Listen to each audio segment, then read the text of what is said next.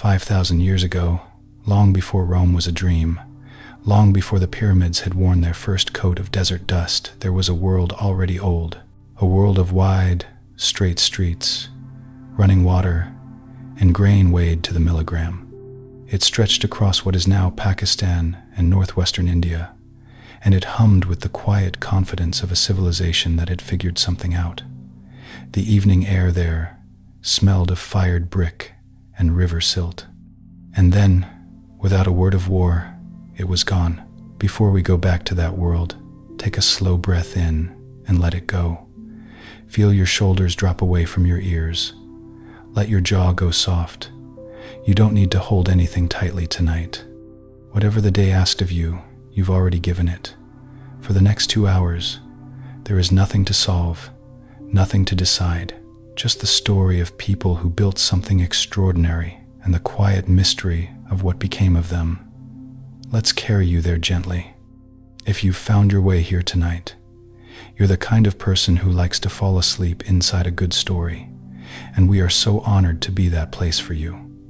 If this feels like home, consider subscribing so more sleepy travelers can find their way here too. But for now, let's begin. The Indus Valley Civilization was born along the banks of one of the world's great river systems, the Indus, and its many tributaries, threading down from the Himalayas into the flat, fertile plains. By around 3,300 BCE, small farming communities had already been growing along these rivers for centuries. The soil was rich with silt, deposited by seasonal floods, and the climate was gentler, then wetter, more forgiving. Imagine a landscape of tall grasses, slow brown water, and mud brick villages where cooking fires glowed at dusk, and the smell of fresh bread drifted across the evening air. At its height, roughly 2600 to 1900 BCE, the Indus Valley Civilization covered more land than ancient Egypt and Mesopotamia combined. It stretched over 1.5 million square kilometers, from the foothills of the Himalayas in the north down to the Arabian Sea coast in the south. More than 1,000 settlements have been identified by archaeologists. It was, by the measure of its time, the largest civilization on Earth. And yet for nearly 4,000 years, the modern world had no idea it existed. The civilization was only rediscovered in the 1920s, when British and Indian archaeologists began excavating 2 enormous mounds in what is now Pakistan. One was at a place called Harappa in Punjab. The other was at Mohenjo-daro in Sindh, about 600 kilometers to the south. What they found beneath the dust stopped them cold, not ruins, but a city, planned streets, drainage systems, identical brick sizes, the kind of civic infrastructure that suggested not just a settlement, but a functioning, organized society of remarkable sophistication. The world had forgotten something enormous. Mohenjo-daro was one of the 2 great capitals of this civilization, and it may have housed as many as 40,000 people at its peak, an extraordinary number for a city that existed nearly 4,500 years ago. Its name, given by later inhabitants of the region, means something close to the Mound of the Departed in Sindhi. The city was built on a raised platform of mud brick above the floodplain, as if its founders understood that the river that gave life could also take it. Picture it from above, a grid of wide streets, block after block of uniform brick homes, and at the far western edge, a great public citadel rising above everything else. Harappa, the other great city, sat in what is now the Punjab province of Pakistan, and it was similarly massive. Estimates suggest it too held tens of thousands of residents. Unlike Mohenjo-daro, much of Harappa was unfortunately damaged in the 1800s. Before archaeologists arrived, colonial-era railway builders used its ancient fired bricks as ballast for the tracks. And so an enormous amount of history was literally laid beneath railroad ties, crushed under iron wheels, without anyone fully understanding what was being lost. It's one of archaeology's sadder stories, the past consumed before it could be read. The great Harappan cities were not built all at once. They grew in layers, each generation building over or beside what the previous one had left. Archaeologists navigate this stratigraphy, the sequence of layers to trace the development of the cities over time. At Mohenjo-daro, the deepest levels have never been fully excavated because they lie below the modern water table. The city almost certainly has earlier phases that remain completely unexplored, buried beneath centuries of later building and the slow rise of groundwater. The city we know is not the whole city. What lies beneath the excavated ruins of Mohenjo-daro is itself a mystery that may never be fully resolved. The past keeps its own depths. One of the most striking things about Indus cities is how deliberately they were laid out. Streets ran in two main directions, roughly north-south and east-west, creating a grid pattern that would not appear again in the Western world until the Greeks began designing cities centuries later. The main avenues were wide enough for carts to pass each other comfortably. Side lanes branched off at right angles. There was nothing accidental about any of it. Whoever planned these cities had a vision, a measuring system, and the authority to make sure it was followed. The precision is almost calming, as though order itself was a civic value. The existence of wheeled vehicles in the Indus Valley is attested by both archaeological evidence and artistic representation. Toy carts with solid wheels have been found at multiple sites, and the size and straightness of the major city streets, up to 10 meters wide, in some cases, suggest they were designed to accommodate wheeled traffic. Cart ruts have been identified at some sites, pressed into the ancient surfaces by vehicles passing repeatedly along the same path. Imagine a Harappan street in the early morning. The rattle and creak of a cart loaded with goods, the slow movement of a draft animal, the smell of animal and dust and fired brick warming in the rising sun. Every brick in every Indus Valley city was made to the same proportions, length to width to height, in a ratio of roughly 4:1. That ratio is still used by modern bricklayers today, because it happens to create the strongest possible bond when bricks are stacked. The Indus people didn't just use bricks, they standardized them across hundreds of settlements over a region the size of Western Europe. This means there was some system of agreement, some shared understanding of measurement and craft that held across enormous distances. Scholars are still debating exactly how that coordination worked, because there is no evidence of a central empire to enforce it. Perhaps the most astonishing feature of Indus cities is their drainage and sewage system. Nearly every house, even modest ones, was connected to covered drains that ran beneath the streets, channeling waste out of the city. These weren't open gutters. They were brick-lined channels, covered with removable stone slabs, so workers could clean them out. They sloped deliberately for flow. Inspection holes were built in at regular intervals. This was a fully functioning sewer system, one that comparable European cities would not have gained until the Roman Empire, and that most of the world would not see again until the 19th century. In 2600 BCE, the Indus people were flushing their waste away with engineering precision. Connected to those sewers were private bathrooms. Most Indus houses had a dedicated bathing room, a flat, watertight brick platform where a person could wash, with water flowing away through a wall drain into the street system. Some larger homes had wells inside the courtyard walls, private water sources right on the property. Imagine the quiet luxury of that, stepping out of bed before dawn, padding across a cool brick floor to your own washing space, the sound of water trickling down into the drain below. Clean, private, contained. The Indus people built hygiene into their architecture in a way that feels startlingly modern. To walk into an Indus home was to step into a world of deliberate privacy. Unlike the open, outward-facing villas of later Rome, a Harappan house looked inward. Most homes were designed around a central courtyard, an open-air room that served as the heart of the family. The stairs, often made of solid brick or wood, led to upper stories or flat roofs where families might sleep during the sweltering summer nights, looking up at the same stars we see tonight. Even in a city of 40,000, there was a profound sense of home as a sanctuary, a place where the order of the city met the intimacy of the family. At Harappan sites, archaeologists have found evidence of what appear to be purpose-built garbage chutes, narrow slots built into house walls through which waste material could be deposited directly into covered street-level bins or into the drainage channels below.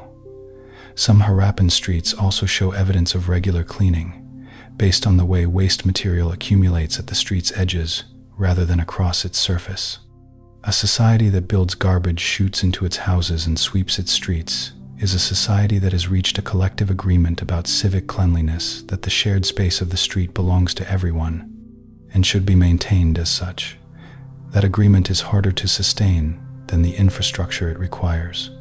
From the street, you would see only a blank brick wall, perhaps a single modest doorway. There were no windows at ground level, keeping the dust and the noise of the city at bay. Once inside, the courtyard acted as a light well and a cooling lung for the house.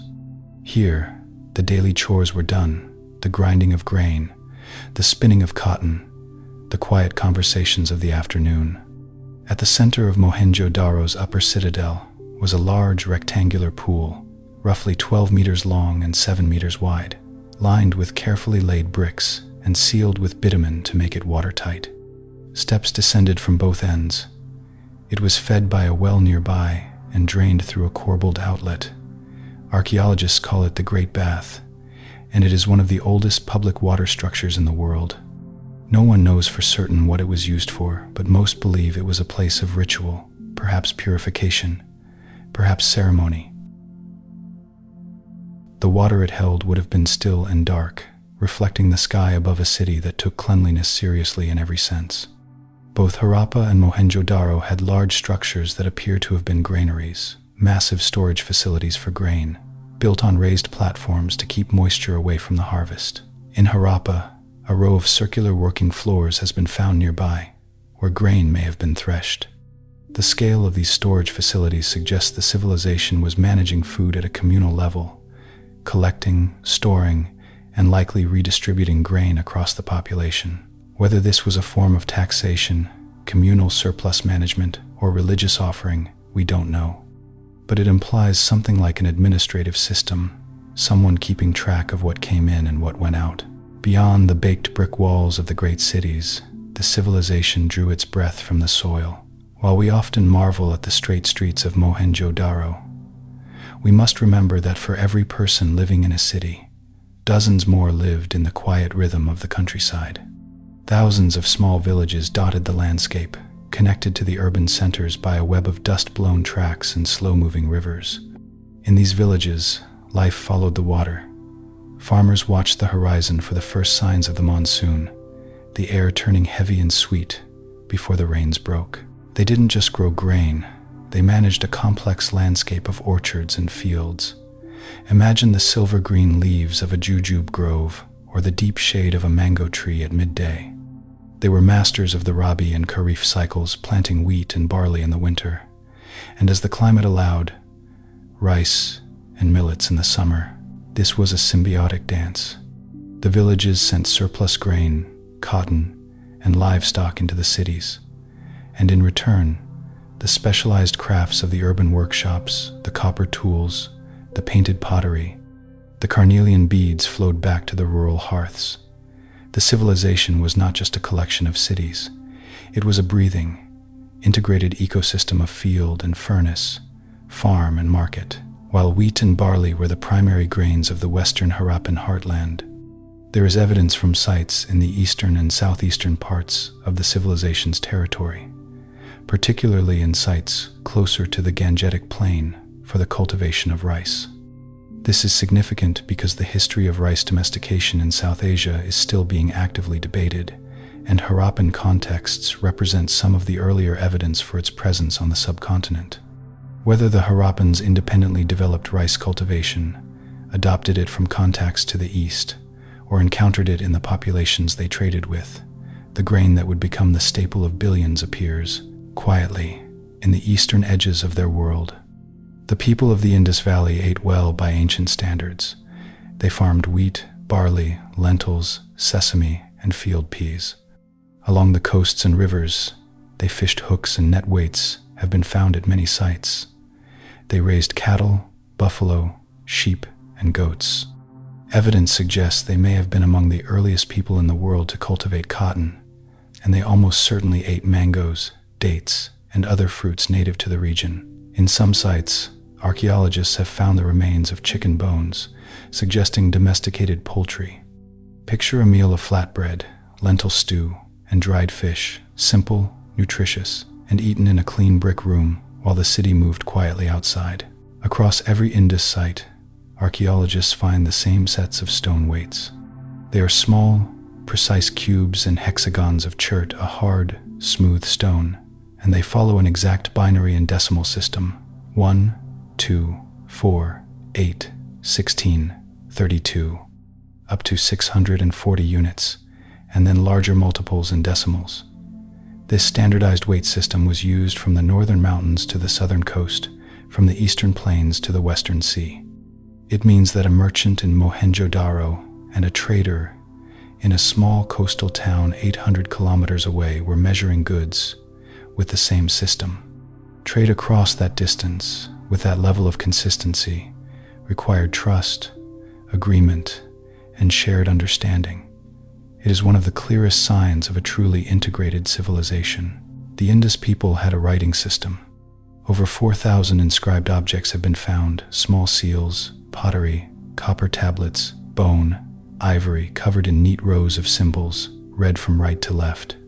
The script has somewhere between 400 and 700 distinct signs, which puts it in the range of a logosyllabic writing system, somewhere between pure pictographs and an alphabet.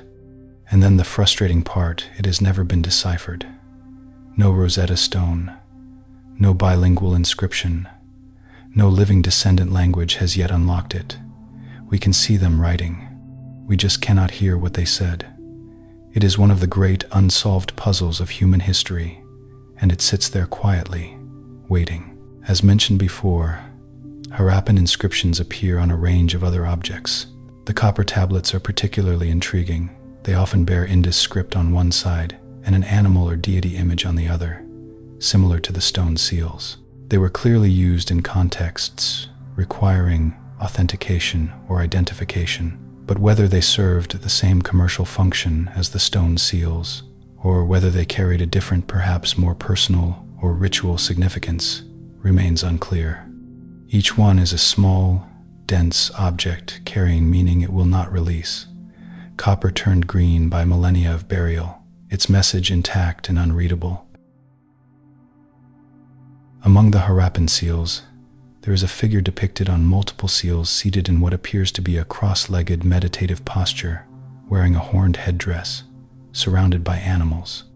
This figure, often called the Pashupati seal by scholars, has been interpreted by some researchers as an early prototype of the later Hindu god Shiva in his aspect as Lord of Animals. What is striking for our purposes is the posture: legs folded, back straight, a stillness that resonates across 5,000 years with what we now call yoga. Whether or not the identification with Shiva is correct, the posture suggests that meditative practice, sitting very still in deliberate stillness, may be one of the oldest human habits we know. Many of those inscribed objects are small square seals, carved from steatite, a soft, soapstone-like material, and then fired to harden them. They were used to stamp soft clay, probably to mark ownership or cargo, and they are beautiful. Each seal typically shows an animal in profile: a bull with a dewlap, a rhinoceros, an elephant, a tiger, a figure seated in what looks remarkably like a yoga posture. The animals are carved with extraordinary care and precision, the lines clean and confident. In a world before photography, before printed images, these tiny carved stones were windows, and what they chose to put in those windows tells us something about what they valued, feared, or revered. The most common image on Indus seals is not a real animal. It is a single horned creature that looks like a bull or ox, with one elegant horn curving from its forehead. Scholars call it the unicorn seal, and it appears in the hundreds at sites across the entire civilization. In front of the creature there is always a strange object, possibly a filter or an incense stand, possibly something used in ritual. No one knows exactly what this creature represented. It may have been a real animal shown in profile, where two horns appear as one, or it may have been a mythological being, central to a belief system we have not yet decoded. Either way, someone felt it mattered, and made thousands of copies. The unicorn is the most famous, but it is not the only ghost in their gallery of seals. We see the procession of 7, figures moving in a line beneath a pipal tree, a tree still sacred in the region today, suggesting a ritual whose steps we can almost hear, but whose purpose remains a whisper. And then there is the figure often called the Lord of Animals, the one sitting in that ancient, still posture of yoga. He wears a headdress of sweeping horns, and around him, the wild world gathers: an elephant, a tiger, a rhinoceros, a buffalo. It suggests a worldview where humanity was not the master of nature, but a part of its intricate, powerful circle. These seals were not just tools of trade, they were protective amulets, perhaps, or badges of identity that connected a merchant to a specific deity or a mythological story. When a merchant pressed their seal into a lump of wet clay, they weren't just marking a crate of cotton, they were pressing their world's deepest beliefs into the record of time. The Indus Valley Civilization did not exist in isolation. By around 2500 BCE, it had established long-distance trade with Mesopotamia, the civilization of Sumer and Akkad in what is now Iraq. Indus-made goods have been found in the ruins of Ur and other Mesopotamian cities: carnelian beads, etched stone, cotton textiles, ivory combs, and exotic woods. Mesopotamian texts mention a distant trading land called Meluha, which most scholars believe refers to the Indus Valley. Ships likely sailed from ports along the Arabian Sea, navigating the Persian Gulf to reach the great cities of the Tigris and Euphrates. The world was already connected, even then. Mesopotamian texts identify an important trading intermediary in Gulf commerce, a place called Dilmun, associated with modern Bahrain. Dilmun sat at the crossroads between Mesopotamia and Meluha, the Indus zone, serving as a redistribution center where goods from each end of the trading network could be exchanged. Harappan goods moving toward Mesopotamia and Mesopotamian goods moving toward the Indus likely passed through Dilmun, where Gulf traders served as the middle links in the chain. Archaeology at Bahrain confirms the island's role as a major Bronze Age trading hub. The world of the 3rd millennium BCE was smaller, in commercial terms, than we sometimes imagine it, a web of exchange connecting cities that had never heard of one another's languages. Beyond Mesopotamia, the Indus Valley Civilization also had connections to Elam, the ancient civilization of southwestern Iran, centered on what is today Khuzestan. Elamite texts mention imports from a region that may correspond to the Indus zone, and intermediary Gulf ports show evidence of goods moving between the two civilizations.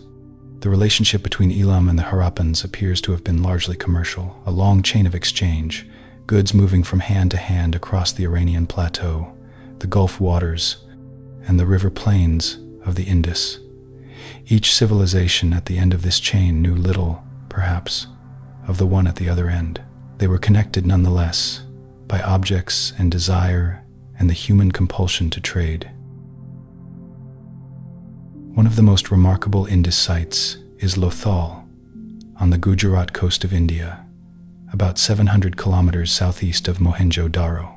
Lothal appears to have been a major port city, and at its heart is a large brick-lined basin, roughly 37 meters long and 22 meters wide, with sluice gates that could be opened and closed to manage water levels. Many archaeologists believe this was a dockyard, the oldest known artificial dock in the world, where ships could be loaded and unloaded, even when the tidal river outside was at the wrong height. If that interpretation is correct, the Indus people were engineering tidal docks nearly 4,500 years ago. We know something about Indus clothing from figurines and seals. A famous small sculpture found at Mohenjo-daro, often called the Priest King, though we have no evidence he was either, shows a man wearing a shawl or robe draped over one shoulder, decorated with a trefoil pattern. The fabric appears to be cotton, which the Indus people grew and spun themselves. They also wore jewelry. Excavations have found necklaces of carnelian, lapis lazuli, and gold, bracelets of shell, and thin bangles of faience, a glazed composite material. Even in modest households, people adorn themselves. The desire to be beautiful, it seems, is very old. We often talk about their beads, but we miss the technique, the sheer, patient obsession required to create them.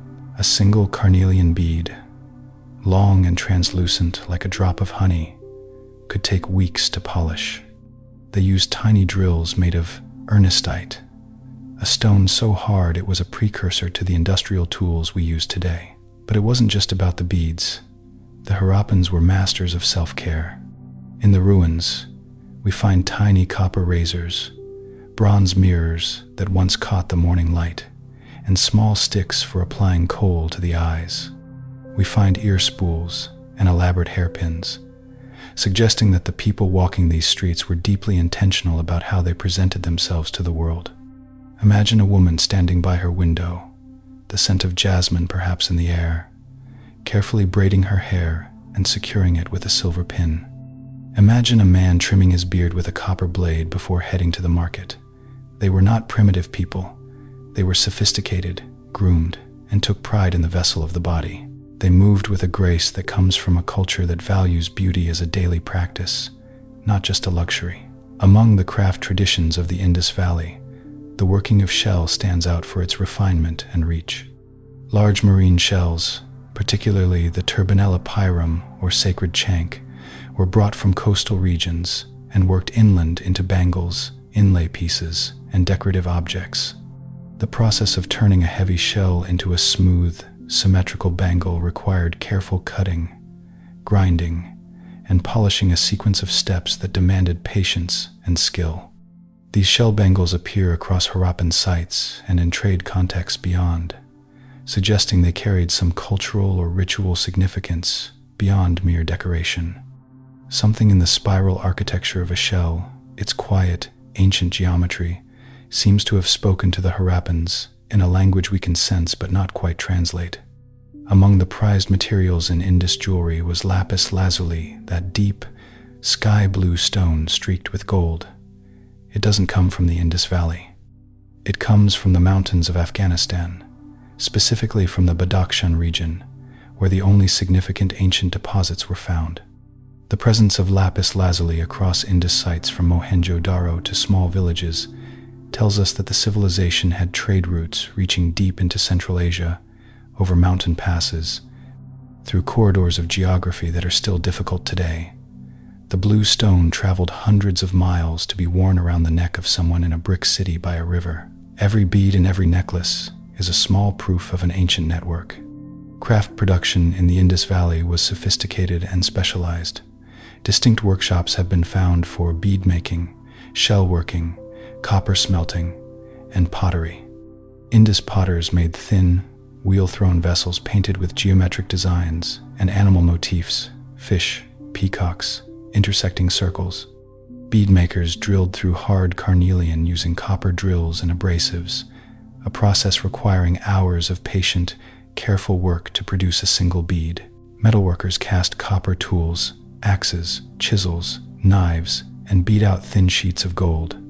These were people who had dedicated their working lives to a specific craft, passing skills down through generations, in workshops that probably smelled of wood smoke, metal, and wet clay. Among the most evocative objects ever found at Mohenjo-daro is a small bronze figurine, just under 11 centimeters tall, of a young woman. She stands with one hand on her hip, her other arm hanging long in bangles covered to the knee, her head tilted with a confidence that crosses 4,000 years without effort. She was cast using the lost wax method, a sophisticated bronze casting technique. She wears nothing but her bangles and a necklace, and her posture suggests someone comfortable in her own body, mid-movement, perhaps mid-dance. Scholars call her the dancing girl. We don't know who she was, or why someone made her, or what she meant. But whoever she was loved enough to be made permanent. Pause here for a moment. In just the last 22 facts, we've visited a civilization that built planned cities with sewers before Rome existed, traded across 3,000 kilometers of land and sea, standardized their bricks and their weights, and carved a young woman in bronze who still stands with her hand on her hip today, undefeated by time. Take a slow breath.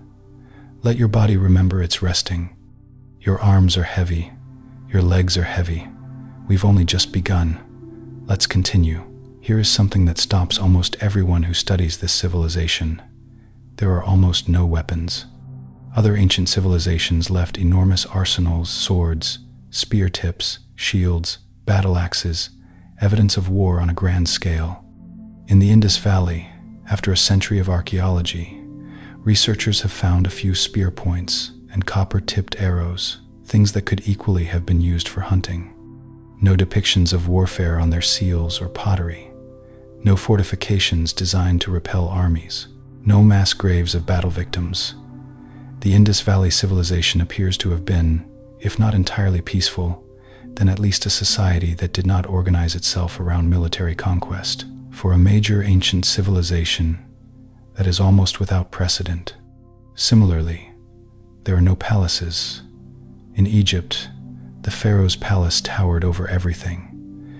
In Mesopotamia, kings built enormous complexes that announced their power in stone and cedar. In the Indus Valley, nothing. The largest buildings found are public ones, the granaries, the Great Bath, civic structures. Private houses range from large to small, but none are so overwhelming in size or decoration as to scream, "A king lived here." The wealthiest homes have more rooms, perhaps a second story, perhaps a private well, but the difference between the biggest house and a modest one is not as extreme as in other ancient civilizations. Something about the Indus social structure was different, and we are still trying to understand what. Some scholars look at the relative uniformity of Indus housing, the standardized bricks, the universal sewage access, even in modest homes, and see evidence of something like civic egalitarianism. Not equality in the modern sense, but a society where access to basic infrastructure was not reserved only for the powerful. Others argue this points instead to a strong central administration that simply enforced standards across the board, and that wealth differences were expressed in ways we haven't yet identified in perishable goods, in land, in social status that left no physical trace. The truth is probably somewhere in between, and more nuanced than either interpretation. But the question itself, who deserved clean water, turns out to be a very old one. Studies of Harappan housing have found surprisingly little difference between the largest and smallest homes in terms of access to basic amenities. While some houses were clearly larger than others, nearly all appear to have had access to bathing areas, drainage connections, and fresh water from nearby wells. This pattern of relatively broad access to basic infrastructure is unusual in the ancient world, where the material difference between elite and common housing was typically dramatic. It does not mean the Indus Valley was a utopia without hierarchy. It almost certainly had its social distinctions. But it suggests that the gap between those distinctions may have been narrower or differently expressed than in many of its contemporaries. The most famous sculptural object from the Indus Valley is a small limestone bust, about 17 centimeters tall, found at Mohenjo-daro. The figure has a thick beard, a headband with a circular medallion at the center, a robe draped over the left shoulder, and half-closed eyes with a calm, inward gaze. Archaeologists have called him the Priest King, partly because his expression suggests both spiritual authority and temporal power. But we have no evidence he was either a priest or a king. He might have been a merchant, a teacher, a craftsman. His gaze gives nothing away. He has been staring quietly into middle distance for 4,000 years, keeping whatever he knew entirely to himself. The Indus people made toys. Archaeologists have found small carts with movable wheels, whistles shaped like birds, toy animals with nodding heads on strings, and small figurines that may have been dolls. Some of these objects are made from terracotta-fired clay and show considerable care in their crafting. A child in Mohenjo-daro 4,000 years ago could have sat in a cool courtyard on a hot afternoon, rolling a little clay cart across the brick floor, making the sound of wheels in their imagination. The toys are the most intimate evidence we have, not of kings and priests, but of ordinary afternoons, small hands, and the quiet persistence of play across all of human time. Among those toys is a particularly charming object: small terracotta bullock carts, complete with driver figures and oxen, found at multiple Indus sites. They're not just toys, they confirm something about real life. The Indus people relied heavily on bullock carts for overland transport, moving grain from fields to granaries, carrying goods between cities, hauling bricks to building sites. Wheel ruts have been found in some Indus streets, worn by generations of carts traveling the same paths. The roads were built wide enough for two carts to pass each other comfortably. The whole transportation infrastructure, roads, carts, animals, was woven into the daily rhythm of city life, and it worked.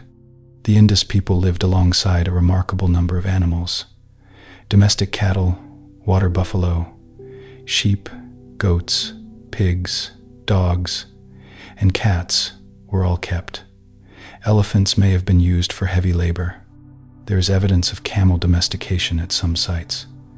The humped zebu cattle that still populate South Asian farms today were a central part of Indus life. They appear constantly on seals and figurines, with their distinctive raised shoulder and heavy dewlap carved with care and familiarity. These were animals that people knew closely, whose moods and habits they understood, whose smell was part of daily life. Some of the most loving animal carvings in all of ancient art come from a civilization that, as far as we can tell, never wrote a word about them. The Indus Valley Civilization may have been the first in the world to cultivate cotton for textile production.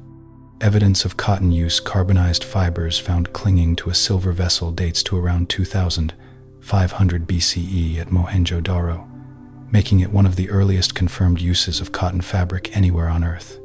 Cotton was likely spun into thread using spindle whorls, small weighted discs that have been found by the thousands across Indus sites. The thread would then have been woven on looms into cloth, lightweight, breathable cloth perfect for the warm plains climate.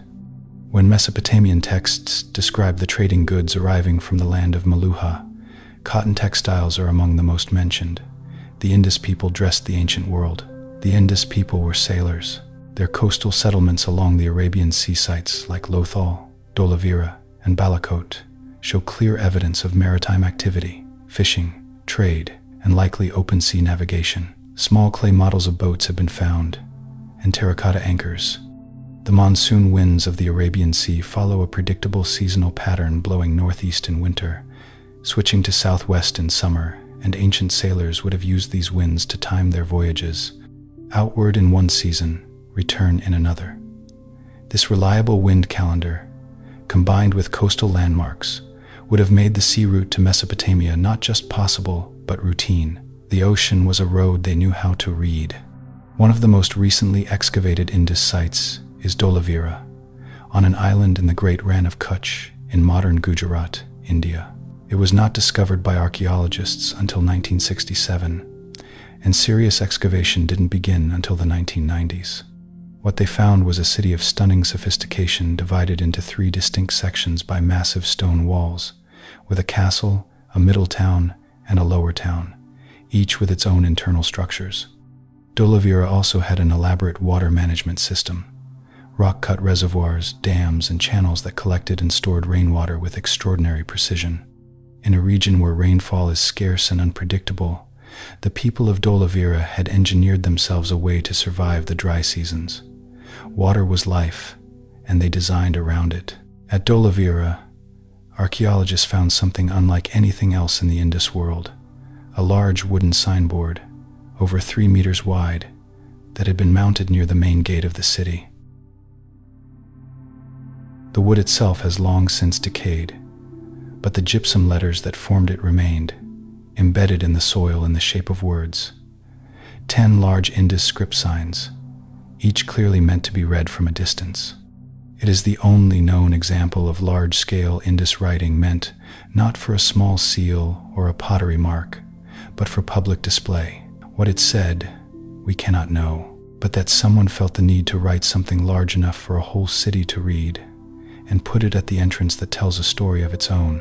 Rakhi Garhi, in Haryana, India, may be the largest Indus site of all, larger even than Mohenjo-daro or Harappa. Excavations are still ongoing, and the full extent of the city is not yet known, but preliminary surveys suggest it may have stretched over 350 hectares. A 2019 study of ancient DNA from burials at Rakhi Garhi was closely watched by geneticists around the world, hoping it might answer questions about the population origins of the civilization and their relationship to later South Asian populations. The results were complex, as ancient DNA results often are, but they added another layer of evidence to our understanding of who these people were and where they came from, deep in the web of prehistoric human migration. Trade wasn't just between the Indus Valley and distant Mesopotamia. It was also intensely internal, flowing between the hundreds of settlements within the civilization itself. Raw materials from one region were processed in another and consumed in a third. Copper from Rajasthan was smelted in industrial towns, and the finished tools distributed widely. Carnelian from Gujarat workshops was exported north and south. Shells from the Arabian Sea coast were worked into bracelets in inland cities. The whole civilization seems to have operated as an integrated economic zone, with materials flowing in predictable, organized directions. And holding it all together, those standardized weights, those reliable brick sizes, and whatever trust or governance made them universally respected. For all we know about Indus cities, we know almost nothing about how they were governed. There is no evidence of a single central ruler, no throne room, no royal burial, no inscription celebrating a king's conquests. Some scholars suggest the civilization was governed by a council of merchants or priests, a kind of oligarchy of the commercially powerful. Others propose it was a federation of city-states, each managing its own affairs but sharing common standards and trade networks. Still others believe there was central authority that simply expressed itself in ways we haven't recognized, in control of grain storage, perhaps, or in the ability to mobilize labor for civic construction. The silence on governance is one of the civilization's most puzzling features. We don't know what the Indus people believed. There are no temples that have been definitively identified, no written religious texts, no images of gods with clear names or mythologies attached. What we do have, a large number of terracotta figurines, many of them female, often with elaborate headdresses, which some scholars interpret as mother goddess figures. The Great Bath, probably used for ritual purification. Seals, showing what appears to be a seated figure in a meditative posture, surrounded by animals, which some have called a proto-Shiva. Fire altars at some sites. The ritual patterns are there, the shapes of devotion, but without the script to translate them, they remain shapes without words. The Indus people buried their departed with care. At many sites, cemeteries have been found at the edges of settlements, where individuals were laid in brick-lined graves, oriented in a consistent direction, and accompanied by pottery, personal ornaments, and sometimes food offerings. The grave goods were not enormous, nothing like the spectacular wealth of Egyptian royal tombs, but they were thoughtful. A bead necklace placed around a neck, a copper mirror set beside a hand, a small pot of food or oil placed near the head. These were gestures of love or belief, the idea that something of a person continued somewhere, and that they might need these small things wherever they were going. Alongside burial, there is also evidence of cremation at some Indus sites, particularly in later periods and in some geographic areas. The coexistence of both practices across the civilization suggests either regional variation in religious custom, or a change in belief systems over time, or perhaps different rites for different social roles. What is notable is the consistency with which the dead were treated, with attention, with ritual, with some form of ceremony. Whatever they believed about what came after, the Indus people took the act of farewell seriously. They did not leave their people behind casually. The graves are quiet proof of that small, careful, human. Some of the most moving archaeological finds from Indus cemeteries are the graves of children. Small burials, sometimes containing miniature pottery, tiny versions of adult vessels, and small ornaments. At some sites, the bones of infants were found buried beneath the floors of houses, perhaps in a practice of keeping the very young close, within the walls of the family home, in whatever afterlife was imagined for them. These are the graves of people whose names were never written in any record we can read, in a script we cannot decipher, in a language that has been silent for 4,000 years. And yet the love in those small, careful burials crosses all of that distance without any translation at all. Let's rest here for a moment, in the middle of this ancient world. We've walked through their streets, touched their brick walls, looked at their toys and their graves. Take a long, slow breath. Feel the weight of your body settle in to where you are resting. There is nothing you need to do right now. The Indus Valley has been waiting 5,000 years to be visited. It can wait while you breathe. Soften your shoulders. Let the sounds around you become soft background, like the distant sound of a river. We'll go back now, gently.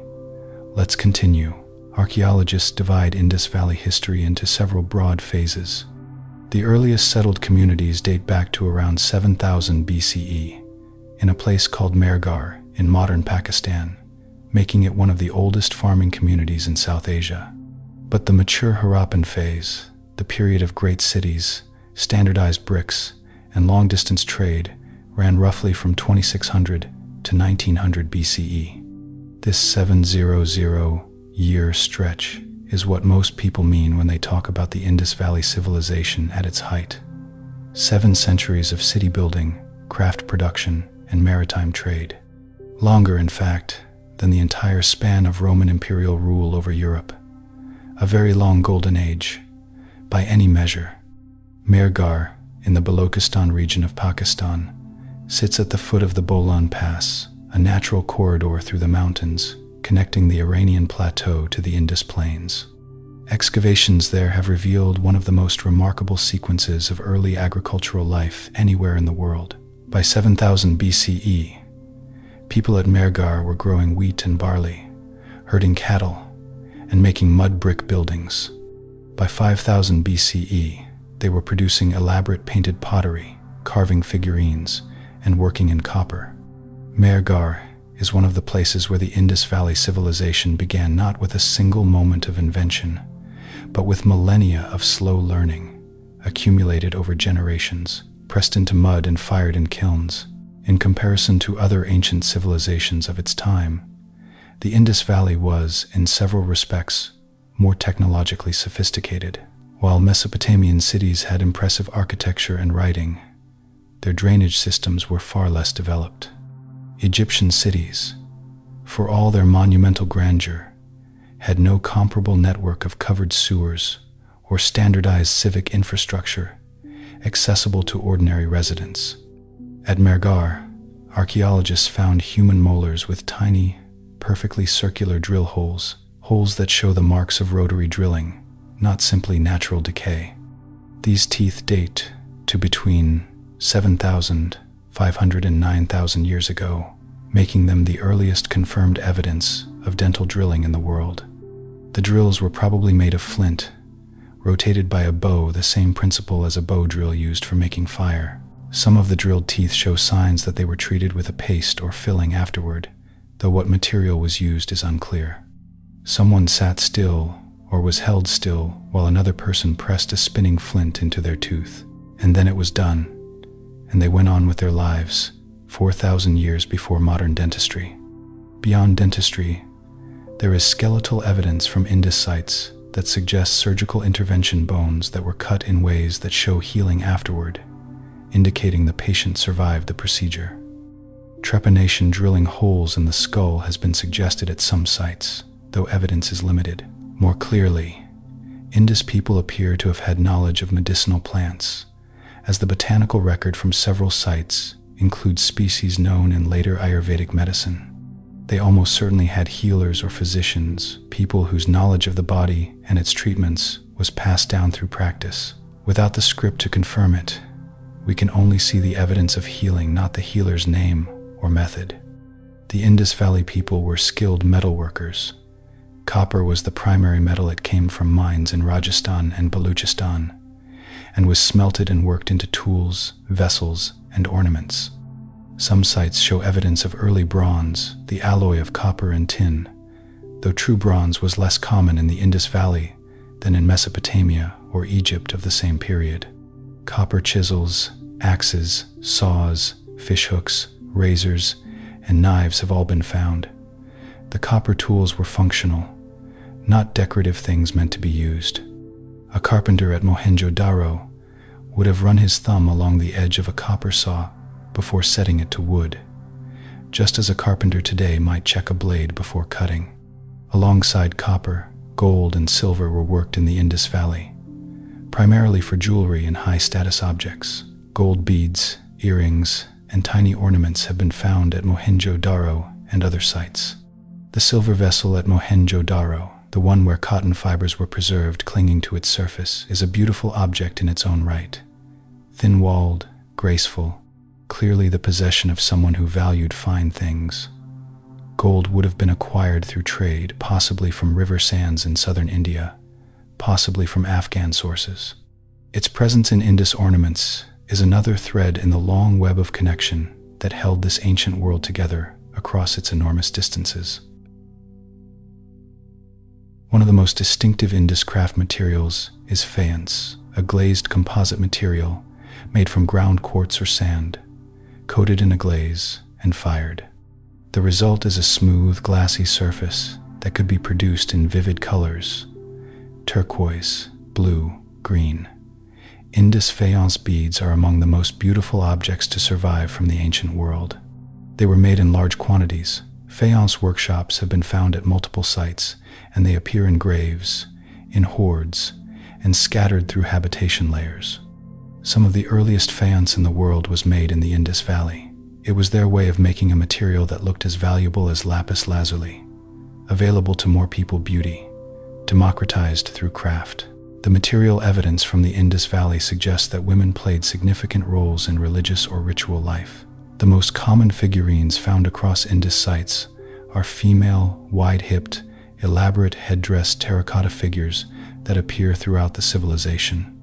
Whether they represent a goddess, a ritual performer, a protective figure, or something else entirely, they were clearly important enough to be made in very large numbers. Female skeletons at some sites are buried with similar or equal grave goods compared to males. There's no way to know the full social structure from the bones and figurines alone, but the evidence doesn't support a picture of female invisibility. These women were seen. They were made permanent in clay. Cotton textiles were one of the Indus Valley's most important exports. Mesopotamian texts describe receiving fine cloth from Meluha, smooth, lightweight fabric unlike anything produced in the wool-dominated textile traditions of the Middle East. The Indus spinning and weaving industry must have been significant. The sheer number of spindle whorls found at sites suggests textile production was a major household and workshop activity. Women and men both would have spun thread in their homes, in the evenings, by firelight, turning the drop spindle with a practiced hand, the thread pulling long and thin from raw cotton between their fingers. It is one of the quietest and most continuous sounds of ancient life, the hum of fiber becoming thread, thread becoming cloth, cloth becoming the thing that holds the body warm. Salt is one of those commodities so fundamental to life and food preservation that any civilization near a source of it will organize trade around it. The Rann of Kutch, the great seasonal salt flat of Gujarat where Dholavira is located, would have been a major source of salt during the Harappan period. Salt from here could have moved inland along trade routes, exchanged for the craft goods and agricultural products of the interior. This kind of unglamorous but essential trade, salt for grain, grain for shell, shell for copper, copper for lapis, is the metabolic blood of a trading civilization, the movement that keeps everything alive, even when the goods themselves are too perishable to survive in the archaeological record. When archaeologists in the 1920s first compared the Indus Valley to Mesopotamia, what struck them was not the similarities, but how different the priorities were. Mesopotamia celebrated power. Kings built ziggurats that scraped the sky, wrote victory hymns, commissioned enormous statues of themselves.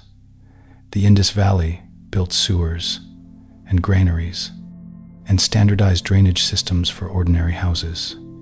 Whether this reflects a different political philosophy, a different religious worldview, or simply a different definition of what a civilization owed its people, it is one of history's most thought-provoking contrasts. Two great civilizations, contemporaries, trading partners, and almost opposite in what they chose to make permanent. Egypt and the Indus Valley were roughly contemporary in their peak periods, and yet they could not have been more different in temperament. Egypt built for eternity, pyramids, temples, colossal statues of rulers meant to last forever. The Indus Valley was built for function, well-draining streets, efficient housing, clean water. Egypt obsessed over royal identity and the afterlife of the powerful. The Indus obsession, if we can call it that, seems to have been with civic order and material well-being. The contrast doesn't make one superior to the other, but it does make you wonder, what does a civilization reveal about itself in what it chooses to build? What did these ancient people think mattered most? The great cities of Mohenjo-daro and Harappa are the most famous Indus sites, but the civilization was also made of hundreds of smaller towns, villages, and specialized settlements. Some were agricultural communities feeding the cities. Some were craft centers, bead-making workshops, copper-smelting towns.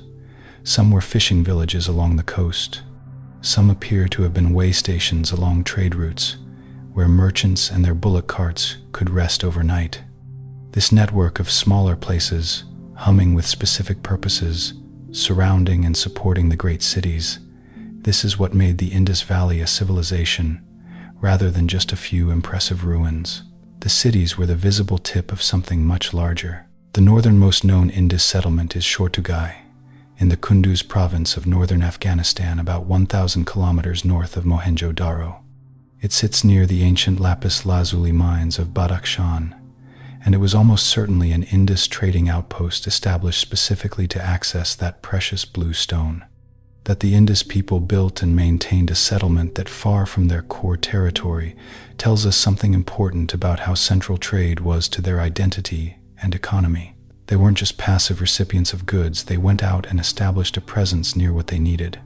Shortugai is a single small site, but it speaks to ambition, planning, and the very long reach of Indus commercial life.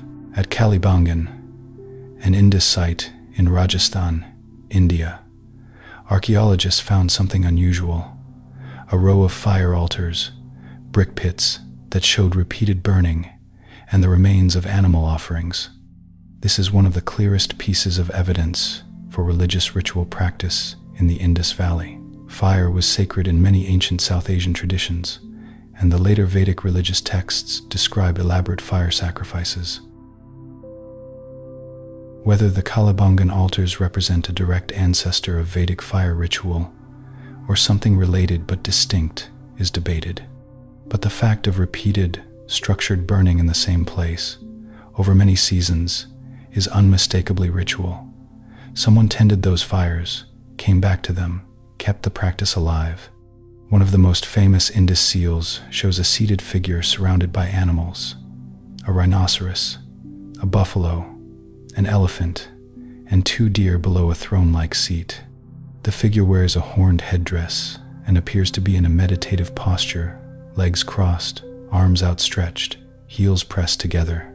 Sir John Marshall, one of the early excavators of Mohenjo-daro, called the figure a proto-Shiva, an early version of the Hindu god Shiva in his form as Pashupati, Lord of Animals.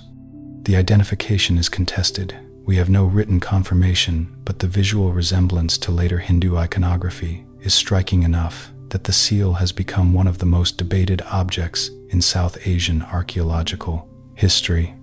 Nature was woven into Indus symbolic life. Certain trees appear on seals and pottery with clear reverence. The pipal tree, also called the sacred fig, is depicted in several seal images with figures worshipping before it. The pipal tree is still sacred in both Hinduism and Buddhism today. Animals were depicted with remarkable care and attention to natural detail: the exact musculature of a bull, the specific shape of an elephant's ear, the posture of a tiger. Whether this reflects a nature-based spirituality, a totemic tradition, or simply artistic affection for the living world around them, the Indus people paid close attention to the non-human life that surrounded them. They looked at animals and trees the way you look at something you love. Did the Harappans track time? Any agricultural civilization must have some understanding of the seasons: when to plant, when to harvest, when the monsoon will arrive, and when it will depart. Whether the Harappans developed any formal astronomical or calendrical system, we cannot know with certainty, given the undeciphered state of their script. Some researchers have proposed that certain features of Harappan site layouts, the orientations of buildings or city grids, may encode astronomical alignments, though these interpretations are contested. What we can say is that the Harappans lived by the rhythm of seasons and rivers, as all agricultural peoples must, and that this rhythm so fundamental it barely needs recording shaped every aspect of their world. Indus pottery is some of the most visually appealing ancient ceramics anywhere in the world. Wheel thrown to a fine, even wall, it was typically red or pink in color, decorated with black paint in patterns of fish, peacocks, intersecting circles, pipal leaves, and flowing geometric bands. The designs are confident and rhythmic, clearly made by hands that had done this thousands of times. Large storage jars, small cups, perforated vessels that may have been strainers, shallow dishes, spouted pitchers. The range of forms covers virtually every household need. Shards of Indus pottery have been found as far away as Mesopotamia, carried there as containers for goods, or as desirable objects in their own right. 5,000 years later, the painted birds on those shards are still clear. Let's return for a moment to the script, because it remains the central mystery. Over the decades since its discovery, dozens of serious attempts have been made to decipher it, and hundreds of less serious ones. Some researchers have claimed to read it as an early form of Sanskrit, others as a Dravidian language, others as a dialect of Sumerian. None of these attempts has achieved scholarly consensus. The fundamental problem is the lack of a bilingual text, a document written in both the Indus script and a known language, which would provide the key. Without that key, every proposed decipherment is speculation, however intelligent. The script sits at the center of the civilization like a locked room. Everything around it is visible. What's inside, we cannot yet say. The Finnish scholar Asko Parpola has spent more than 50 years studying the Indus script, and his work is among the most rigorous and respected in the field. His argument is that the script represents an early form of a Dravidian language, a family of languages still spoken today in southern India and Sri Lanka, including Tamil, Telugu, and Kannada. Parpola's approach uses rebus writing, where signs represent the sounds of the objects they depict, to build up possible readings of individual signs. His readings remain unverified, but they are based on systematic methodology rather than wishful interpretation. He has given his scholarly life to this puzzle, and the puzzle has not yet given itself up. That kind of patient, lifelong devotion to a mystery is its own kind of beautiful.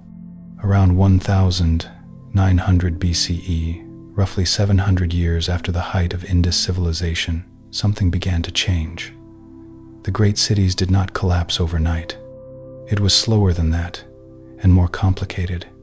Archaeological evidence shows that around this time, the largest cities began to shrink. Populations appear to have moved eastward, toward the Ganges Plain and the foothills. Craft production declined. Long-distance trade with Mesopotamia seems to have diminished. The standardized bricks and weights that had unified the civilization begin, slowly, to vary more between sites. The coordination that had held everything together over such vast distances was loosening. The question of why, and whether it was one cause or many, is still the most debated question in Indus archaeology. One compelling theory for the decline of the Indus Valley Civilization is climate change specifically, a prolonged shift toward drier conditions across South Asia around 2000 BCE. Paleoclimatic evidence from lake cores, pollen records, and geological data shows that the monsoon system weakened during this period, making rainfall less predictable and less abundant. Rivers that had fed the great cities may have shifted course or reduced in volume. Agricultural output would have suffered. A civilization built around river flooding and reliable seasonal rains would have faced an existential challenge if those rains grew uncertain. The cities that had thrived because of water may have slowly emptied as water became the reason to leave. It is a mistake to think the civilization simply vanished. It didn't end so much as it faded and moved. As the great rivers like the Saraswati began to dry and the monsoons became fickle, the rigid order of the cities became a burden. The standardized bricks began to vary. The grand drainage systems were no longer maintained with the same civic pride. The people didn't disappear, they followed the water. They moved eastward toward the lush Ganges basin and southward into the peninsula. They took their skills with them, their pottery techniques, their jewelry making, their love of the pipal tree, and perhaps even the seeds of their meditative practices. The late Harappan period is a story of adaptation. The grand, unified empire of trade dissolved into smaller, local cultures, the cemetery H culture in the north, the Jukar culture in Sindh. They were the descendants of the builders of Mohenjo-daro, living in a world that was becoming more rural, more fragmented, but no less alive. The nightcap of the Indus wasn't a sudden darkness. It was a long, slow twilight where the old ways gradually transformed into the foundations of what we now know as the culture of South Asia. Ancient Indian texts, particularly the Rig Veda, describe a great river called the Saraswati, flowing through the plains where the Indus Valley cities stood, mighty and life-giving. Modern geological and satellite research has identified what appears to be the dry bed of a once massive river system, sometimes called the Ghaggar Hakra, running through Pakistan and northwest India. Many Indus sites are clustered along this ancient channel. Some researchers believe this was the Saraswati of ancient memory, and that its drying up, due to tectonic shifts and changing climate, dealt a profound blow to the eastern Indus settlements. If the river they had built their world around slowly turned to dust, they had little choice but to follow the water wherever it had gone. The geology beneath the Indus Valley is not stable. The region sits near tectonic boundaries, and there is evidence that earthquakes and tectonic uplift affected some cities significantly. At Mohenjo-daro, geologists have found evidence that ground level shifted, possibly causing periodic flooding in lower parts of the city that hadn't been prone to flooding before. At other sites, watercourses appear to have been diverted by ground movement. Tectonic change would not have ended the civilization suddenly, but combined with climate shifts, it could have made certain locations increasingly difficult to inhabit and certain agricultural systems increasingly unreliable. The ground they had built on was not as fixed as their careful brick foundations suggested. Some skeletal evidence from Mohenjo-daro has led a few researchers to propose that epidemic disease may have played a role in the population decline. Bones from some late-period deposits show signs of stress and malnutrition. Dense urban populations, sophisticated sewage systems or not, are historically vulnerable to infectious disease, and a city of 40,000 people sharing water sources is precisely the kind of environment where an epidemic can move quickly. This theory is less supported than the climate and river theories, and the skeletal evidence is limited and contested, but it remains part of the conversation, a reminder that for all their sewers and clean streets, the Indus people were still flesh and bone in a world that had ways of reminding populations of that. We must look at the hidden history written in their bones. When archaeologists study the skeletons of the Indus, they find a story of a surprisingly healthy people at first. In the early years, the skeletons show few signs of violence or even heavy infectious disease. The clean water and the waste systems worked. They were perhaps the healthiest people in the ancient world. But toward the end, the bones tell a different story. We see the arrival of malaria as the waters became stagnant. We see the marks of leprosy and tuberculosis. We see the stress of a changing environment etched into the enamel of their teeth. This gives us the why behind the how. The people didn't leave the cities just because the rivers moved. They left because the cities were becoming tired. The sanitary miracle was breaking down. They chose life over the city. They chose to walk away from the grand brick houses and the wide streets to find cleaner air and fresher water in the east. It wasn't a defeat, it was a choice to survive. For decades, one theory about the end of the Indus Valley Civilization was that it was displaced or destroyed by invading Aryans, Indo-European-speaking pastoralists migrating from the Central Asian steppes. This theory was used, in the colonial and post-colonial eras, to support various political narratives about racial and cultural displacement, and it became extraordinarily charged. Modern genetic and archaeological research has largely moved away from the invasion model. What the evidence now suggests is a gradual migration and mixing of populations over centuries, not a sudden conquest. There is no archaeological evidence of a military overthrow of Indus cities. The absence of weapons that we noted earlier remains eloquent. No one appears to have fought their way in or out. What seems clearest in the archaeological record is that the population of the Indus Valley did not simply vanish, it moved. As the western cities declined, new settlements appear in the Ganges plain to the east, the heartland of later Indian civilization. The painted grey-ware culture, the successor cultures of the later Vedic period, these are not entirely new peoples. They carry material and cultural continuities from the Indus world, the seeds of later South Asian civilization. Certain ritual practices, craft traditions, symbol systems appear to have been carried east by the people who left the drying cities and followed the rivers to wetter ground. The Indus Valley didn't end. It transformed and kept going in different forms. With the decline of the Indus cities, certain specific things were lost. The standardized weight system faded. Long-distance maritime trade with Mesopotamia ended. The script stopped being inscribed, or if it continued, it did so on perishable materials that haven't survived. Craft specializations that had sustained whole workshops dissolved back into household production.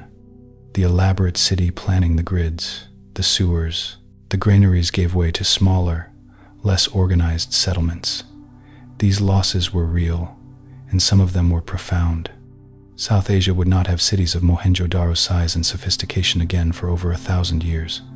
Whatever had organized that world so effectively, it did not make it intact into whatever came next. And yet the continuities are just as striking as the losses. The zebu bull, so lovingly carved on Indus seals, remains a sacred animal in Hinduism today. The pipal tree, shown worshipped on Indus pottery, is still tied to sacred rites. Certain pottery forms continue from Indus to post-Indus cultures in recognizable shape. The yoga posture seen on the Pashupati seal, cross-legged, meditative, is one that 1 billion people on earth recognize today. The mother goddess figurines echo through millennia into later Hindu tradition. The Indus Valley did not leave a written legacy we can read, but it left a living one, woven into the spiritual and material fabric of a civilization that has never stopped growing. The relationship between the Indus Valley Civilization and the Vedic tradition, the foundation of Hinduism, is one of the great open questions of South Asian history. The Vedic texts, composed after the Indus decline, describe a world of rivers, fire rituals, cattle, and cosmic order. Some scholars see Vedic culture as something entirely new, brought by the Central Asian migrants. Others argue that much of what appears in the Vedas has roots in the Indus world, that the two were not opposites but continuations, each transforming the other as populations mingled. The truth is probably layered in ways that resist simple narratives. History rarely hands over a clean dividing line. Usually, it offers something more honest, gradual blending, slow forgetting, and quiet inheritance.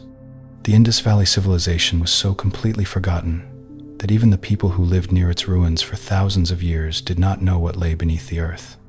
The great mounds at Harappa were so old that local legends explained them as the remnants of an ancient city whose inhabitants had been destroyed for their wickedness. When 19th century railway workers used Harappan bricks by the millions without archaeological oversight, they weren't being careless, they genuinely didn't know. The world had lost this civilization so thoroughly that it took trained archaeological eyes in the 1920s to look at a mound of earth and recognize, in the brick alignment and the pottery sherds, the outline of something enormous that had been sleeping there, patiently, for 4,000 years. The man who first recognized Mohenjo-daro for what it was, in 1919 and 1922, was Rakaldas Bandyopadhyay, also known as R.D. Banerjee, an Indian archaeologist working for the Archaeological Survey of India. He had come to the site looking for a Buddhist stupa. What he found, beneath the stupa, was something far older. He reported his findings to the survey, which sent John Marshall, the Director General, to investigate. Marshall recognized the significance and organized the first major excavations.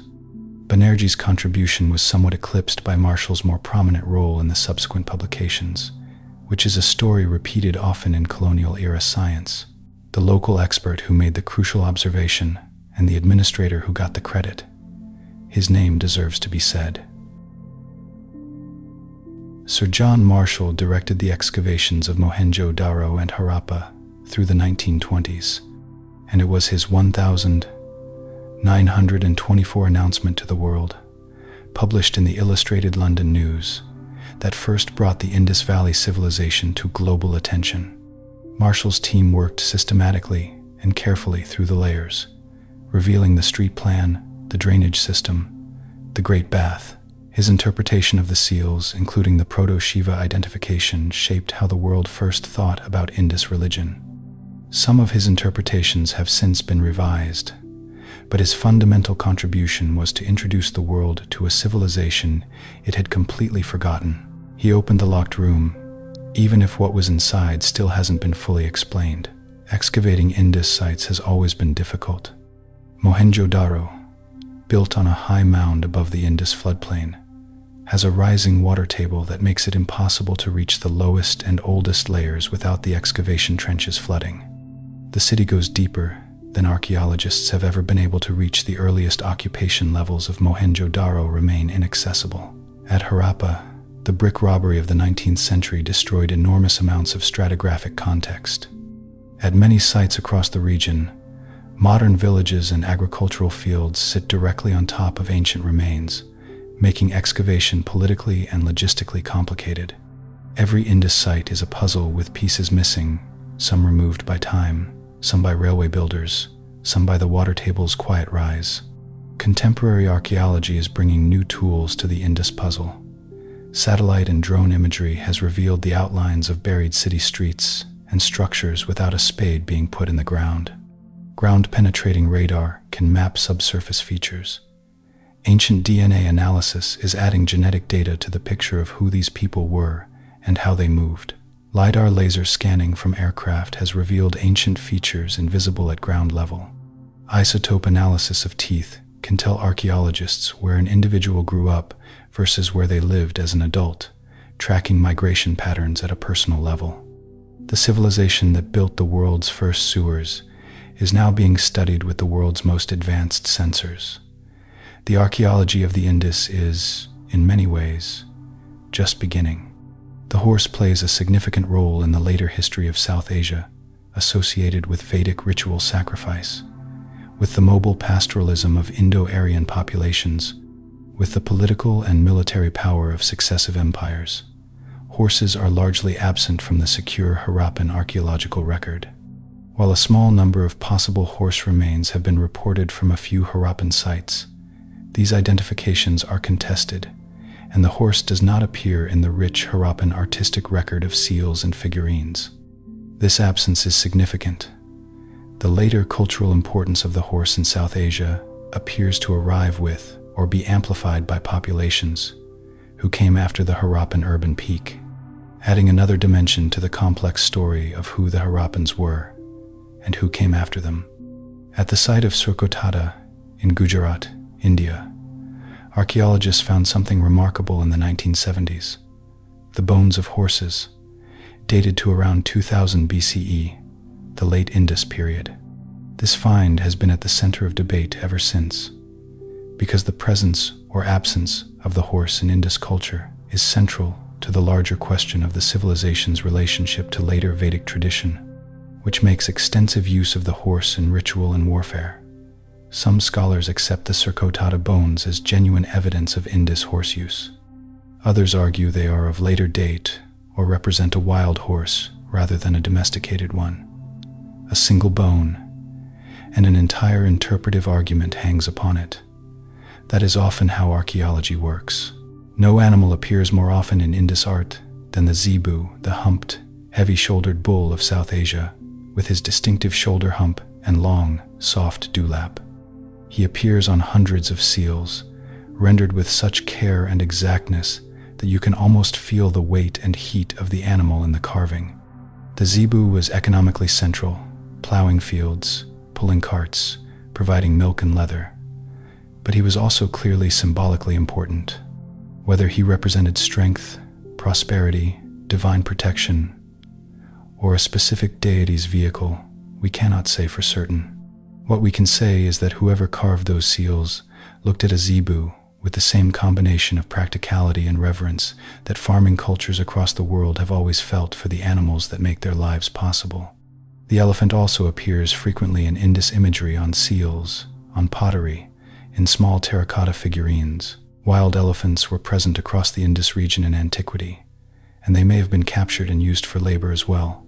The sheer physical presence of an elephant, its intelligence, its memory, its size, tends to make a deep impression on any culture that encounters it.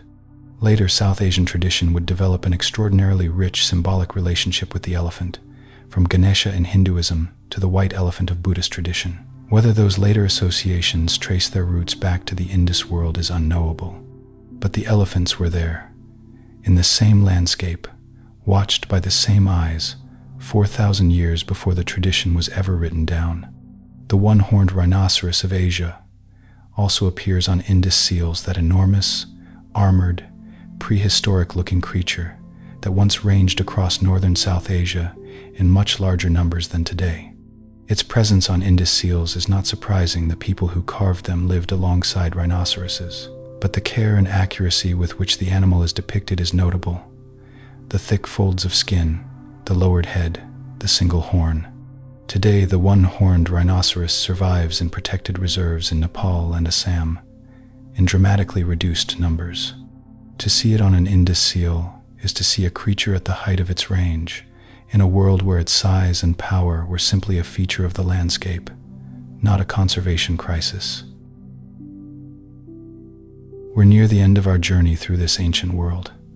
Before we take the last steps, breathe in slowly and let it out. Your body is doing everything right. Your weight is settled. The sounds around you are soft. We've walked through Mohenjo-daro's straight streets, rested by the Great Bath, held a tiny bronze dancing girl in our mind's eye, watched the river slowly change course. What remains is the mystery and the ending that was not an ending. Let's go there gently. Let's continue. In a region where rainfall was seasonal and sometimes scarce, the people of Dolavira built one of the most sophisticated water management systems of the ancient world. 16 or more reservoirs of various sizes were cut into the rock and earth around the city, connected by channels that directed rainwater from the surrounding hills into storage. The system was designed to capture even modest rains and hold them through the dry season. The largest reservoir was enormous, capable of storing millions of liters. In a land where water was life, the people of Dolavira became masterful engineers of survival. Their system required constant maintenance, which meant a community organized enough to coordinate that labor, season after season, generation after generation. The great cities of the Indus Valley consumed enormous quantities of timber for construction, for the fuel to fire their kilns, for the boats that traveled their rivers.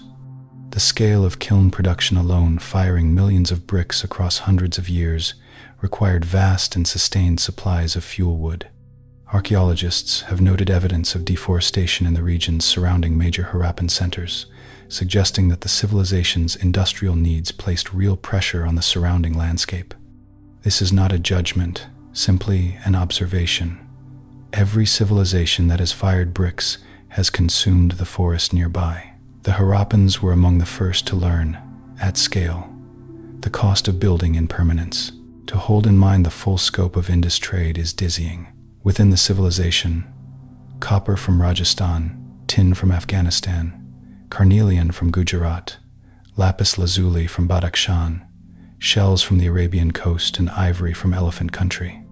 Externally, cotton textiles to Mesopotamia, carnelian beads to the Persian Gulf, possibly copper ingots to distant ports.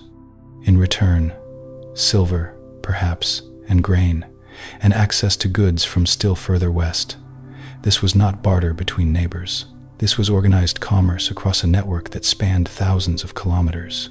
Someone was keeping track of all of this in those stone weights, in those inscribed seals pressed into clay, in whatever administrative records were kept on materials that did not survive. Archaeologists working through the latest occupation layers of Mohenjo-daro, the last centuries before the city was finally abandoned, see a city under quiet stress. Buildings that had previously been kept in careful repair show signs of less maintenance. Streets that had been cleared of refuse show more accumulation. The quality of craft objects declines, slightly less precision, less care in some areas. The city did not end in fire or conquest. It seems to have aged and then thinned. The population likely left gradually, families deciding to go, finding another place, not coming back. The granaries slowly emptied. The streets grew quieter. And then, at some point, whoever was left was not enough to maintain what had been built. The city became a ruin without drama, silence, spreading slowly, block by block. Perhaps the most persistently significant thing archaeologists have not found at Mohenjo-daro is a mass grave, any evidence of sudden, catastrophic violence. In the early decades of excavation, a set of skeletons found scattered in the upper layers was interpreted as evidence of a massacre, the last moments of the city, its people struck down in the streets. Later analysis showed these skeletons came from different time periods, spread over centuries, not a single event. They were not massacred victims. They were people who happened not to be buried in the cemetery, perhaps individuals who fell ill and were interred quickly, or who were abandoned in later periods when the city's institutions had already dissolved. No massacre, no conquest, just the long, quiet leaving. Here is what we know.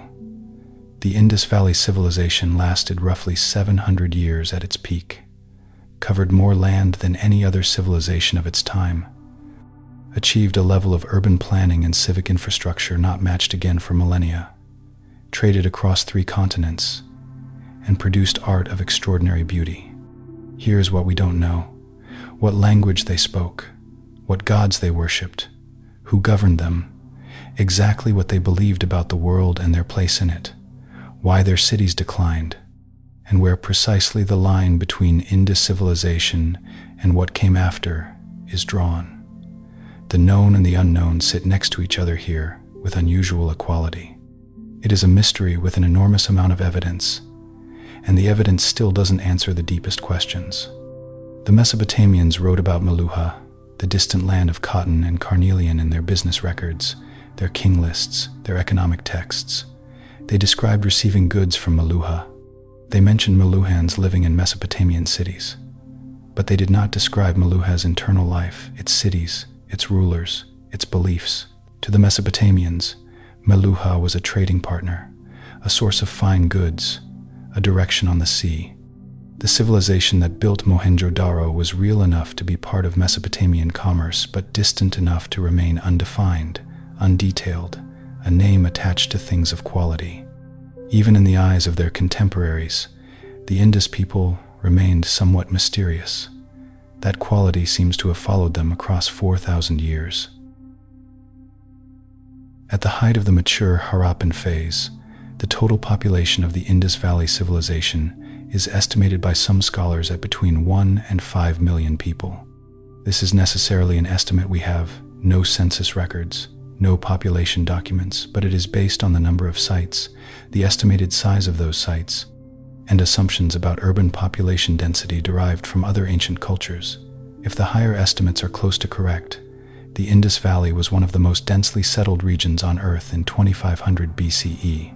5 million people living in organized, interconnected communities, eating, trading, building, making art, burying their dead, raising their children, all within a shared cultural framework across an enormous stretch of land. For modern Pakistan, the Indus Valley Civilization is a source of deep national identity and pride. The ruins of Mohenjo-daro and Harappa lie within Pakistan's borders, and both are UNESCO World Heritage Sites. Mohenjo-daro, in particular, has faced significant conservation challenges. The water table beneath it is rising due to irrigation of surrounding agricultural land, and the ancient brickwork is being damaged by salt crystallization as water evaporates from the bricks.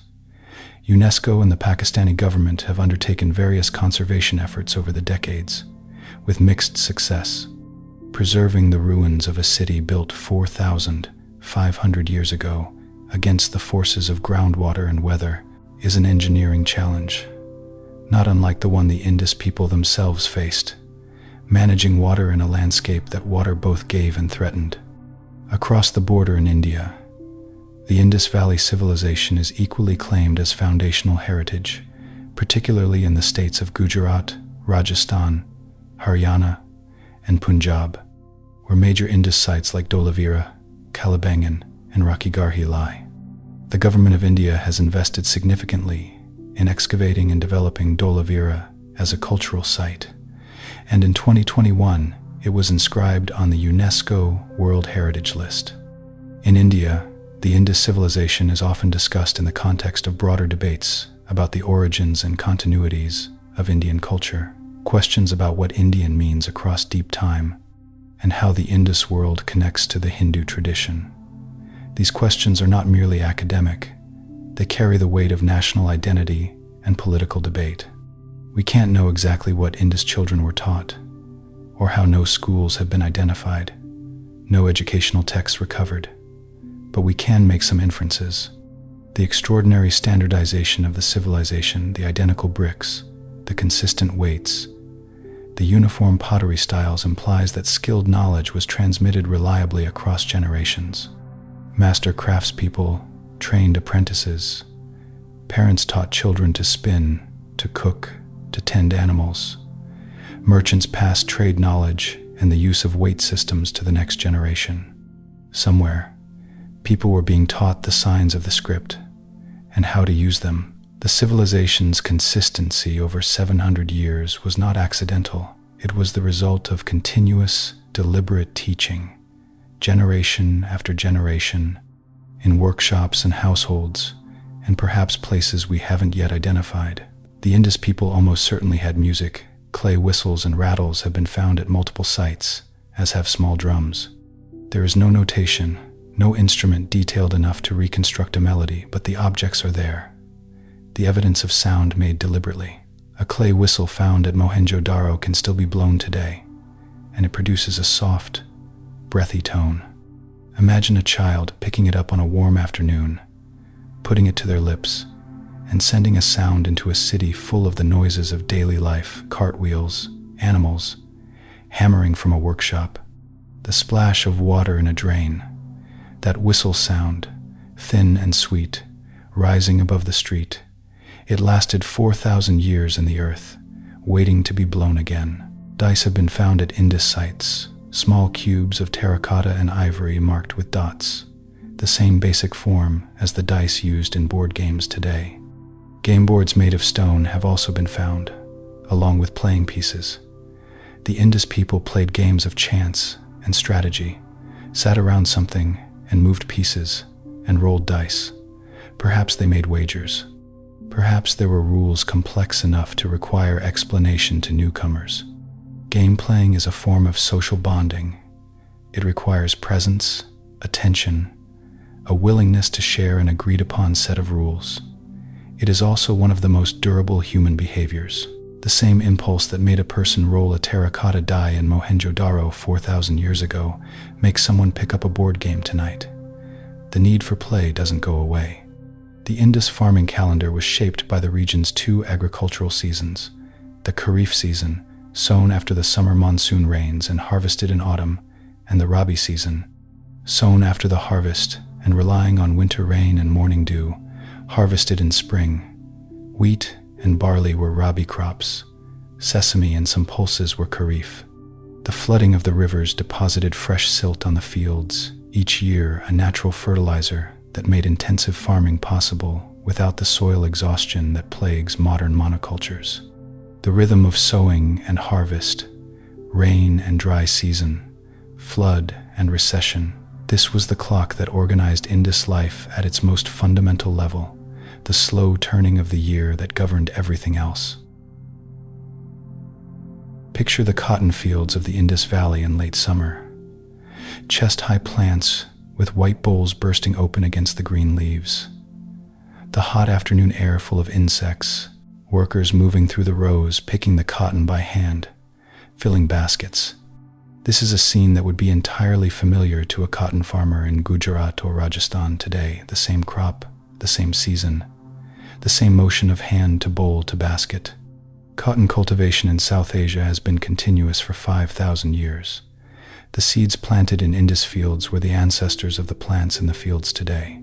That thread of continuity, literal, in that cotton becomes thread, stretches unbroken across the entire span of recorded history and back into the silence before it. The Indus Valley Civilization was a Bronze Age culture. Iron technology arrived in South Asia after the civilization's urban phase had ended. The transition to iron, which occurred across South Asia, beginning around 1000 BCE, roughly the period when Vedic culture was consolidating, marked a significant technological shift. Iron tools were harder and more durable than bronze for agricultural use, enabling the clearance of the denser forests of the Gangetic Plain and the expansion of settled agriculture eastward. The populations who carried that iron technology were living in a world already reshaped by the rise and decline of the Indus cities, building something new on ground that earlier generations had transformed. Mohenjo-daro was rebuilt after flooding multiple times in its history. Archaeologists have counted at least 7 distinct occupation levels, each one built atop the debris of the previous city, raising the ground level a little higher each time, pushing the streets and houses further above the floodline. This means that when the river flooded and damaged the city, the people did not abandon it. They came back. They cleared the mud, laid new bricks on top of the old, and built again. Generation after generation, they rebuilt the same city in the same place, because the river that flooded them was also the river that fed them, and the city was worth rebuilding. That repeated act of return and reconstruction is one of the most quietly moving things in the entire Indus story. In the final phase of Mohenjo-daro, the city was clearly smaller and less organized than it had been at its height. Some larger buildings had been subdivided where one spacious home had stood. Now several smaller partitions occupied the same footprint, suggesting either greater population pressure or a fragmentation of the social unit that had once kept large households together. Craft quality declined in some areas. Streets and parts of the city were encroached upon. Buildings extended slightly into what had been public space, as if the civic order that had maintained the grid was no longer as effectively enforced. The city was losing the precise shape it had once held, and yet people were still there, still living, still cooking, still sleeping in brick rooms by the river that was slowly changing around them. The things that survived 4,000 years of burial in the Indus soil are a particular subset of everything that existed. Stone, fired clay, fired brick, copper, gold, shell, bone. Wood rotted away, cotton textiles dissolved, leather crumbled. Whatever was written or drawn on perishable materials, bark, leaves, cloth, hide, is gone. The script that remains is the script that was pressed into clay or carved into stone. This means everything we know about the Indus Valley is filtered through the accident of material survival. We know their bones and their bricks and their beads. We do not know their words or their music or their stories. What we have is the skeleton of a civilization. The flesh, the living texture of daily life is gone, and yet even the skeleton is extraordinary. Today, hundreds of archaeologists, linguists, geneticists, geologists, and historians around the world work on questions related to the Indus Valley Civilization. Universities in Pakistan, India, the United States, the United Kingdom, France, Germany, Japan, and elsewhere all have active research programs. Each new excavation season adds data. Each new application of technology, isotope analysis, aDNA, sequencing, remote sensing, opens a new angle. The questions are old, but the tools for approaching them are new. Somewhere, right now, a scientist is looking at an Indus Valley data set that no one has looked at before, and seeing something that wasn't visible yesterday. The civilization is still being found. The discovery didn't end in the 1920s, it is ongoing.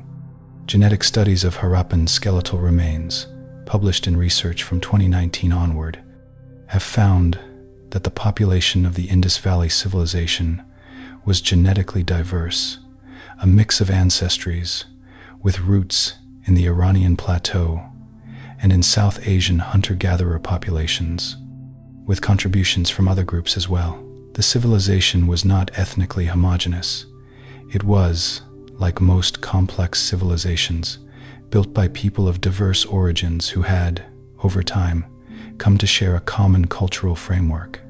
Shared weights, shared brick sizes, shared script, shared trading conventions. These were the bonds that held the civilization together across its vast territory. Not a single ethnic identity. It was a civilization of shared practice, not shared blood. What language did they speak? What did their gods look like? Who made the decisions? Why did they choose not to build monuments to rulers? What did the words on the Dolavira signboard say? What was the unicorn seal? What happened at the Great Bath? What did a merchant feel, standing on a dock at Lothal, watching a ship loaded with cotton and carnelian disappear into the morning sea? What did a mother feel, placing a small pot of food in a child's grave? What did the last person to leave Mohenjo-daro think, as they walked away from the brick city for the final time? These questions don't have answers, and maybe that's part of what makes this civilization so extraordinary. It asks more of us than it gives back. It requires us to imagine. The Indus Valley Civilization matters for many reasons. It is a reminder that human history is far older and more complex than the stories most of us were taught. It is evidence that large-scale cooperation, civic order, and technological sophistication are not recent inventions. They are very old human capacities. It is a demonstration that a civilization can be vast and organized without leaving us records of its kings or wars. And perhaps most importantly, it is a mystery, a genuine, deep, still unsolved mystery at the heart of human history. Right there, in a part of the world that too few people in the West have learned to look at carefully. The Indus Valley asks for attention. It rewards every bit of it. Mohenjo-daro still stands. Its brick walls are still visible above the Pakistani plain, rising from the mound that has protected them for 4,000 years. You can walk its streets, the actual streets, the ones the bricks were laid to define, and feel the grid beneath your feet. You can stand at the edge of the Great Bath and look down into the space where still water once caught the light. You can pick up a shard of painted pottery from the soil and hold, in your hand, something a person made and used and set down and never came back for. The city is silent now, but it is not gone. It waited 4,000 years to be found. It will wait as long as is needed to be understood. Tonight we traveled to a world 5,000 years old and walked its straight, brick-paved streets. We stood at the edge of the Great Bath and watched the still water hold the sky. We held the dancing girl in our imagination, hand on hip, unbothered by time. We followed the lapis lazuli from Afghan mountains to Indus necklaces, traced cotton thread from field to foreign ship, pressed a stone weight into our palm, and felt the weight of a standardized system held together across an enormous land.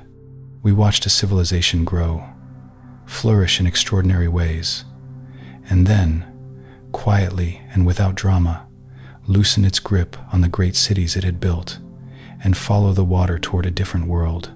If tonight's journey brought you something, a sense of calm, a feeling of wonder, a softer place to rest your mind, we hope you'll consider subscribing so that other tired people can find their way here too.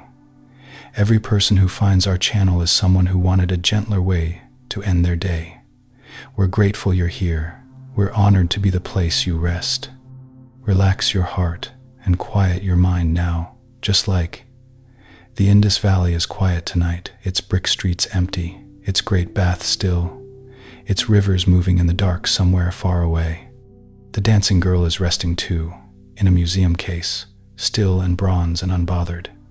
The seals are pressed face down in their drawers, their unicorns and bulls and meditative figures resting in the dark.